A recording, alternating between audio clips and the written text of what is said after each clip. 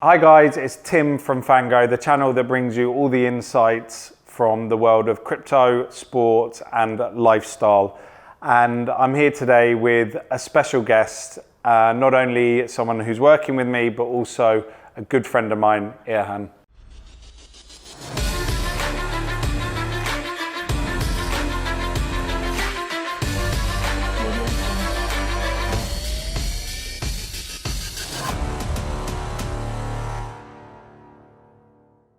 What's up, mate? What's up, buddy? Good to be here. What's going on? Good, loving the Dubai life. Yeah? Yeah. How long you lived here now? So I moved here in January, so a few months ago, to about 2.5 months, and enjoying it so far. So what's been going on? What's new in the world of Erhan and crypto and Dubai? Just, crazy bull market times, right? So just really busy, organising the events that I organise, Blockdown in Hong Kong and Istanbul, obviously Blockchain Week, which is a massive one in August. And, I have my agency, obviously EAK, so we've been branching out there, working with, lots of different new clients across the world. And, I do a lot of work with influencers and advisory. So I'm just I've got my hands in a lot, but it's good because it means that I know I got my pulse of what's going on, so yeah. So where were you living before you came to Dubai? I was a nomad for like 6 years. Yeah, it was crazy. So everywhere. But where was home for a bit? It was Portugal for a bit, no? It wasn't really a home. Like because I write all my flights in a spreadsheet to see to make sure that I spend only a certain amount of time in each country, right? In case that anyone ever asks, where have you been? Yeah. So it was for tax purposes, right? Yeah. And so I split my time mainly. It was between Portugal, Turkey, Bali, and then rest of the world. Usually, the last 6 years. So you came to Dubai 3 months ago, but you've been coming back and forth to Dubai anyway. Yeah. But have you found Dubai living? Because Dubai living is different to anywhere else in the world. Honestly, when I first heard about Dubai, I was always a little bit, I don't know if I want to go live over I know, there. I remember you told me when I moved here, you were like, oh, I don't know about Dubai, I don't want to come. I told you to come. I know. And now that I've live here, for me it's just amazing because it's like luxury living. As in you can get service to your door for pretty much anything, to your door. So if you're an entrepreneur who's got no time and you want people to, help you out with their tasks, those chores and whatnot, people will come and help you out. And obviously from a business perspective as well, so good because everyone's on a hustle, everyone's entrepreneurial, everyone's trying to launch new businesses, so much of the crypto crowd. But that comes with we live, people say we live in a bubble here, which we do. And then when you say to people I have a maid or I have this or I have this, it sounds fucking crazy to people outside of this. Or the lifestyle that you can have, all of this, but it is a bubble here. But the problem is, and I know there's a lot of entrepreneurs, there's a lot of this, but there's a lot of bullshit here. Have you found the crypto world and Dubai? Because everyone says a good game here. Do they deliver is a different story. It's true, but I've worked in crypto for 7 years now, and crypto's full of bullshit as well. So there's not that much difference, apart from now it's just physically around me as opposed to through the screen. True. And so I've got a good bullshit meter anyway. Radar. Yeah, radar, exactly. Yeah. So, and I think the most important thing is to just really pick and choose the opportunities, because you get so many opportunities here. Everyone wants to do something with you. And I think being just ultra cautious with people that you've just met here that you didn't know beforehand, I think is a good strategy. Yeah, I agree. I think people talk a good game here, but be cautious, do your DD, do your own research. Yeah. So I think you've got to. So you came here, but you brought EAK Digital, which is your PR, your crypto PR, an advisory agency, but then you put on events as well. So I know you had Istanbul Blockchain Week, which happened a couple of months ago, and then you've got a new one coming up over in Hong Kong, right? Yeah, Istanbul Blockchain Week was last August, and so it'll be happening again this August, which is a great time to be in Turkey. And Blockdown is a different event, focused on intersection Web3 and culture, so music, sports, fashion, arts, entertainment, gaming. We've always wanted to do something different with Blockdown, and make it more of a festival format, more fun than a normal conference. Yeah. And obviously Istanbul, I'm passionate about Turkey because I'm half Turkish. Everyone that. Who do you support? Turkish football club? Fenerbahce. Interesting. Yeah, Fenerbahce and Manchester United, my two teams. If I was to support anyone in Turkey, it'd be Galatasaray, because obviously I've worked with them, but I'm Arsenal. But did you see what happened the other day in the Fenerbahce game? Mate, Turkish football is on a mad one at the moment. So first you had the coach who went and like punched. This was like 6 months ago. You had the coach. After the game, it was like a 1-1 draw, and he went and punched the person. It was a ref, wasn't it? Went and punched the ref, yeah. Then like a week after that, there was some other mad fight. Yeah. And then the last one was Trabzon versus Fenerbahce. Yeah. But I saw the video, but I don't know who attacked who. I think it was Trabzon. The Trabzon players attacked the Fenerbahce players, no? I think the Trabzon fans were really attacking the Fenerbahce players. Like, they were very scared. Like, there was a guy with a knife. Did you see the video? No. I saw them all running onto the pitch and stuff like that, but... There's a video of the guy, like, swiped the knife at a Fenerbahce player and he, like, jumped out the way. It was pretty mad. Yeah. On the pitch? On the pitch, yeah. Mate, Turkish football is crazy. I actually read, like, on the Sky Sports app the other day, soon to be FNGO app, that, like, the Fenerbahce are looking for a new league to join. Like, they want to pull out of the Turkish Super League, like a different national league. So, yeah. I mean, where do they go? They drop down a league, like they can't move country. What are they trying to do? What? The Sky Sports app said they're looking at different countries. I don't know what they're talking about. Just reposition. It's not April Fool's yet, is it? No, that's in 2 days. No, I mean, it's possible. It's owned by Turkey's richest man, so it's possible. Turkish people are very passionate, you know, and so that's why, like, football, you know, really is, like, important to them. You know, they're passionate people. They care a lot about what they do, and they love things they're passionate about, like football, which is why, you know, obviously, you know, like, crypto is super popular there as well. One of the reasons why. Yeah. And you know, obviously, you've done some great work there. So yeah, it's good stuff. Yeah. So I mean, look, speaking of sports, you obviously run your own businesses. You've come on as an advisor to work with me on FNGO and our sports app, which we're launching at the moment. But there's a weird relationship with crypto fans and with sports fans. Like, I have my Web3 agency, and I say this all the time, and we work with Binance, we work with Ronaldo, we work with McLaren, but so we've had some amazing insight into, like, the sports space. But I still believe to this day that sports fans hate crypto.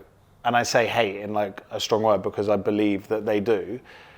And I think there's still crazy opportunity in the market. But from your opinion, obviously as a sports fan and someone who works in crypto, what do you think? Do you think there's a good relationship with sports fans? What do you think the issue with sports fans and crypto is? I think sports fans don't really understand it, right? Yeah. Like, I mean, even it's quite difficult, like, you know, with all the new things that are coming out in crypto all the time, you know, learning how to do all those new farming and staking and whatever else comes next. Like, but I think if you say that immediately to a sports fan, like, you lose them. Yeah. Like, even if, I mean, I was speaking to some people that work for me and I was sending them crypto and I'm like, send me your USDT TLC20. They're like, what's that? So to your average sports fan, if you go in and you start saying staking, farming, you've fucked it already. Yeah. Yeah. I mean, obviously the opportunity is massive, because obviously sport is one of the biggest, I guess, like, economies, business economies. And the penetration is extremely small, because, like, right now, Chili's dominate, right? Chili's and Flow. I mean, like, the market cap this morning of sports was like 4 billion, but 1.2 of that is Chili's. And then outside of that, you have fan tokens, which is Chili's anyway. Yeah. And then you have Flow, which was like 2 billion. So basically, out of the 4 billion, 3.5 billion of it is controlled by 2 projects. It's obviously not going to be like that in the future, right? It's just impossible. I mean, it goes against the whole point of Web3, is to have, like, 2 projects controlling the whole industry. So yeah. But how does a sports project change it then? How does a sports project change that? Well, I guess, you know, you'll probably tell me the answer to that one, right, with FNGO. But it's obviously not just FNGO. I mean, there should be a lot of, I'm sure there's lots of different projects that are coming up for that. I guess for me, you know, I think the whole thing with the Chili's, it was a nice way for them to like get into the market and get the clubs involved. I think the clubs made a lot of money on those ICOs back in the day. Yeah, of course. But the true utility is not really there with their tokens. So I feel like the sport industry in crypto right now is kind of just waiting for some disruption. But the sports clubs have got to actually get behind it. I think Chili's, look, with those ICOs, like you got to remember, there's a time when COVID was around and all these clubs were worried about money. Yeah. So all these clubs were cutting budget, sponsors were saying, we don't know about this payment, we don't know that payment. And Chili's came in a knight in shining armor and said, we can launch this and you can take 50% of the value of what we sell these tokens at. So these clubs are making and you can own some of the tokens as well. And then we were seeing 100x on some of these tokens. So these clubs were walking away with more money they're making from basically doing nothing and having to promote than they were from a big sponsorship deal when everything else was being cut. So it was the perfect timing, but then also they then didn't want to give that utility. It's cool being able to make decisions on what music comes out, all of this, I get that, but you've got to keep pushing and pushing and pushing and pushing, and then it comes into the price of the token. What happens if that token no longer, or they don't have an agreement with that club, all of that. I don't know, it just, the narrative, if you go onto Socios, and look, I think they're a cool project, I think they've done amazing stuff, and what Alex has done over there is to be looked up to and amazing. But I just think the narrative with the sports fans is it has to change. And we can't go in and say farming, staking, burning, yield, all of this, because you're going to lose them. But there's 2 projects and there's 600-700 billion sports fans in the world, and not a single crypto project yet has truly created something different. Yeah, I mean, obviously, it's a multi-billion-dollar opportunity, and the people, the demographics largely the same, young men like crypto, I think, majorly, and young sports like crypto. So the disconnect doesn't really make sense, right? It should be much bigger than it is based on, if you look at the demographics of both of them. And also, obviously with crypto, there's a speculative side to it, and there's a huge speculative side to football, right? Who's going to win? The gambling is a big thing, and so you'd think that those two should unite, and so clearly something's not sticking there. So the opportunity is massive. I can't wait to be involved in Fango and obviously support you doing that, because I think it's got a lot of potential, a lot of opportunity. Obviously, I know you're a great entrepreneur yourself, and we'll push it as hard as you can. So I'm just really excited to be part of this venture because I love football. I've always loved football, and I've never had a way to not just football, I like sports, but let's just say football the most. So I've never really had an opportunity to either work in any official capacity even in that industry. I've been more crypto side. So to merge both crypto and football into work, it's not work for me, it's fun. So I can't wait to be involved. Yeah, well, I mean, I appreciate obviously you coming on as an advisor to the project, and obviously we're trying to change at Fango that narrative. We're creating that all-in-one sports app that people can go on. If you're into crypto, you can go on. We build it on our earn to or engage to earn. So the more you engage in the app, the more rewards you get. But if you don't like crypto and you hate crypto, you still go on and you see your live score, you see your news, you can get ticketing, you can then get merch, you can then book your hotels and book your travel. So you sit on the app, you go on it, and if you don't want to then understand, why do I have 5,000 tokens or 5,000 points and that can be redeemed, we're not pushing that and we're not ramming that down your throat. And I think there is that younger audience now that is looking for, obviously, the whole social finance be rewarded for their time. So, I mean, look, that's what we're trying to do. And with your guidance and some of the other great advisors we've got, we think we're going to hit it. There's a big market out there to go. And I think this bull run is going to be interesting. I mean, I was reading yesterday from Kyle Chase. I think you know Kyle Chase, one of his tweets yesterday, or today, I think it was, him going, he reckons that the amount of liquidity and increase coming into this market is going to be 3 times what it was in the last bull run. I mean, I've got PTSD, right, from 2021. So like whenever anyone says anything like that, I always get like a little bit scared because like I personally think obviously this bull run is big because it's a bull run, but I would rather be more cautious, honestly, after what happened last time. Like inside, I did a nice round trip. So true, but I mean at the beginning, like last time, like you had Luna, FTX, like look, this is crypto. You never know time. Exactly. It's going to be another Luna. There's going to be another FTX. Like, who do you reckon is going to be the one that's going to fuck up? Because like, if with the ETFs, with the amount of like the amount of money and the stability that ETFs give a little bit to like BTC. Yeah. So you didn't have that stability last time when you had Luna and like the FTX crash.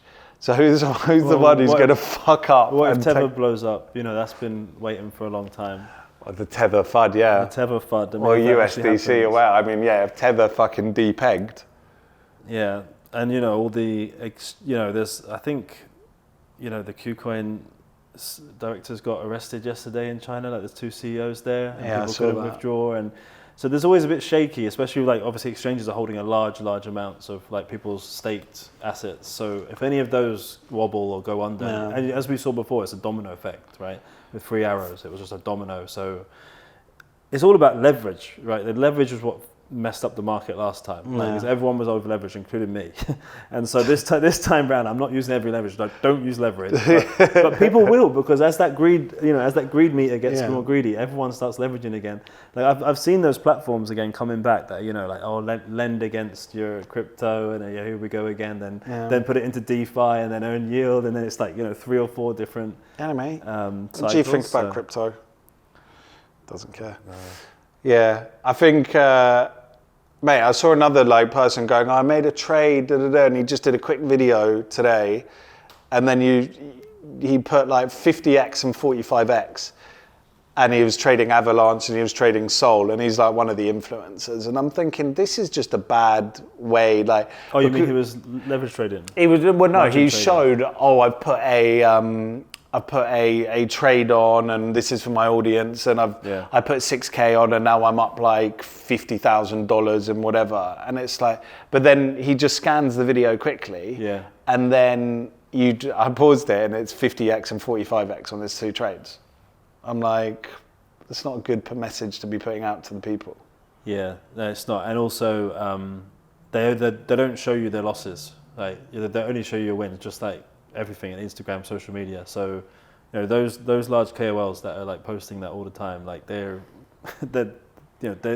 lots of failures as well. Trust me, I'm talking to them all the time. So, but that's because when you talk about the KOLs with you, you as an agency, you manage these KOLs, so key opinion leaders for people that don't know. But it's difficult for retail people or new people that come in and they see these people that are like, this is the next coin, this is that, whatever. But how do you decide when you work with them? Because projects come to you, and then how do you decipher how they are doing it from the goodness of their, no one's doing it from the goodness of their heart, but how do you decipher, or someone, do your KOLs actually go through and do DD and be like, this is a good project, this is this, and say no to the rubbish? Yeah, no, they do good DD. Because I work with the top tier 1 KOLs on YouTube and Twitter, so they've got a brand associated to themselves. They're not anons. Yeah. So for them, they do DD. But then a lot of the time, because I've worked with them for so long, they trust my DD. So if they say, oh, Erhan, if you're saying this good, then I'll do it. So that's a trust thing. But no, usually the top guys usually have their own DD teams. Not even them that look at it. They just hand it off, which is good. But you know how it is. It's usually just like looking at an investment opportunity, right? Like who is the team? Who are the VCs? Who are the backers? What are they trying to do? And then, if that all stacks up and they've got the money, then why not? Yeah. Yeah, for sure. Well, look, mate, it's been a pleasure to have you on here. Pleasure to chat, as always. Yes, looking forward to, supporting you with FNGO. And I've already been playing on the app, on the developer on the test mode. flight. Yeah. It'll be out soon to the rest of the people. But I appreciate you coming on. I enjoy working with you always, so appreciate that. And thank you for everyone watching. Please like the video, subscribe to the video. I'm Tim from FNGO. This is Erhan. Take care.